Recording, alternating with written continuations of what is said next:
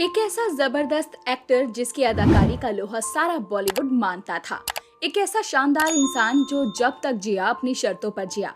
एक ऐसी आवाज जिसकी गूंज सारी दुनिया ने सुनी, लेकिन ये आवाज अब हमेशा के लिए खामोश हो चुकी है। सलीम घोष अब दुनिया छोड़कर जा चुके हैं। सलीम घोष का शुरुआती जीवन 10 जनवरी 1952 को सलीम का जन्म चेन्नई में हुआ था। इनके पिता मुस्लिम और मां क्रिश्चियन थी।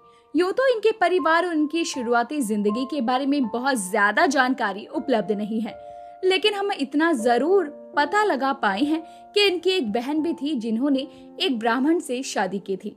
यानी सलीम घोष एक ऐसे परिवार से ताल्लुक रखती थी जहां किसी तरह का कोई धर्म बंधन नहीं था। छोटी उम्र से ही फिल्मों की तरफ सलीम आकर्षित होने लगे थे और एक्टर बनने के ख्वाब देखने लगे थे। चेन्नई के क्राइस्ट चर्च स्कूल से इनकी शुरुआती पढ़ाई हुई। फिर प्रेसिडेंसी कॉलेज से इन्होंने अपना ग्रेजुएशन पूरा किया। Chennai to Mumbai via Pune. Graduation पूरा होते ही अपने सपनों को पूरा करने सलीम घोष आ गए film and television institute of India Pune में। यहाँ से एक्टिंग का कोर्स पूरा करने के बाद सलीम घोष मुंबई आ गए। शुरुआती संघर्ष के बाद सलीम घोष को साल 1976 में रिलीज हुई श्याम बेनेगल की मंथन द चर्निंग नाम की फिल्म में पहला ब्रेक मिला। हालांकि ज्यादातर लोग कहते हैं कि सलीम घोष की पहली फिल्म 1978 में आई स्वर्ग नर्क थी, लेकिन सच ये है कि श्याम बेनेगल की मंथन से ही सलीम घोष का फिल्मी सफर शुरू हो गया था। स्वर्ग नर्क इनके करियर की दूसरी फिल्म थी। कई दमदार फिल्मों में नजर आए सलीम घोष। सलीम को बॉलीवुड में एक छोटी लेकिन ठोस शुरुआत मिल चुकी थी। आगे चलकर सलीम ने कलयुग, चक्र, पार्टनर जैसी फिल्मों में बढ़िया और मजबूत किरदार निभाए। साल 1984 में सलीम ने किम नाम के एक हॉलीवुड फिल्म में भी काम किया था, जो रुडयार्ड किपलिंग के एक नॉवल पर बेस्ड थी। इसी साल सलीम ने सारांश में एक गुंडे का रोल भी निभाया था। इस रोल में सलीम के काम को बहुत पसंद किया गया था। टीवी पर भी छा गए सलीम। इसी साल से ही सलीम ने ये जो है जिंदगी से अपना टीवी सीरियल भी शुरू किया। इस शो में सलीम ने मिस्टर वेंकट का नोटेबल किरदार निभाया और फिर तो टीवी पर भी इन्होंने कई धांसू शोज में काम किया। भारत एक खोज में तरह तरह के किरदार जीकर इन्होंने साबित कर दिया कि ये एक बहुत ही काबिल अभिनेता है। वागले की दुनिया नाम के दूरदर्शन के उस जमाने के एक और चर्चित शो में भी सलीम घोष नजर आए और इस शो में ये श्रीनिवास वेंकटेश्वर के किरदार में दिखे।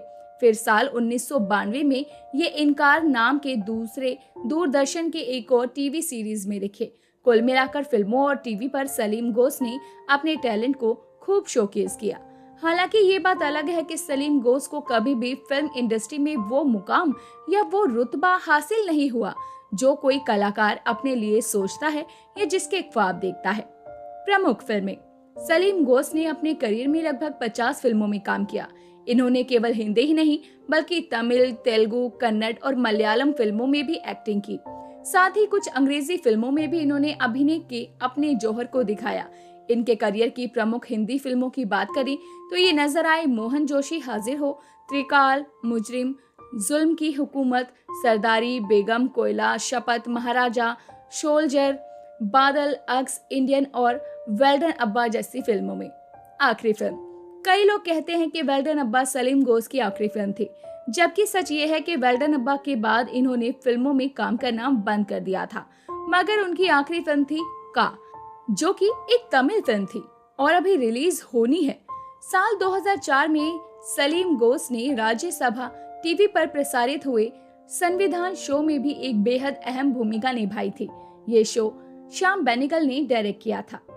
आवाज की जादूगर थे सलीम घोष। क्योंकि सलीम घोष को ईश्वर की तरफ से बहुत ही शानदार आवाज तोहफे में मिली थी, तो उन्होंने इस आवाज का भरपूर फायदा उठाया। वो एक वॉइस ओवर आर्टिस्ट की तरह भी काम करते थे। कई फिल्मों के नरेशन उन्होंने ही रिकॉर्ड किए थे, जबकि साल 1995 में आई Hollywood animation film the lion king में मेन विलेन स्कार को हिंदी में उन्होंने ही अपनी आवाज दी थी। इसके अलावा एक और बड़ी हॉलीवुड फिल्म 300 में भी किंग लियोनिडास की हिंदी डबिंग सलीम घोष ने ही की थी। इतना ही नहीं, एनडीटीवी न्यूज चैनल के लिए भी सलीम घोष ने कई प्रोमो रिकॉर्डिंग की थी। इसके लिए एनडीटीवी ने उन्हें सम्मानित भी किया था। निजी जिंदगी। सलीम घोष की निजी जिंदगी के बारे में बात करें तो इन्होंने अनीता सलीम से शादी की, जो कि एफटीआई पुणे की इनकी बैचमेट हुआ करती थी। इन दोनों का एक बेटा भी है जिसका नाम आर्यमा सलीम है। आर्यमा सलीम भी अपने पिता की तरह ही एक्टर है और मॉडलिंग भी करता है। साथ ही साथ आर्यमा एक बहुत ही बढ़िया डांसर भी है। और क्योंकि सलीम घोष को मार्शल आर्ट्स में भी काफी दिलचस्पी थी और वो कराटे में 3rd degree yellow belt holder थे, तो उनके बेटे आर्यमा को भी मार्शल आर्ट में बचपन से ही दिलचस्पी है। आर्यमा भी मार्शल आर्ट्स में पारंगत हैं। थिएटर भी खूब करते थे सलीम घोष।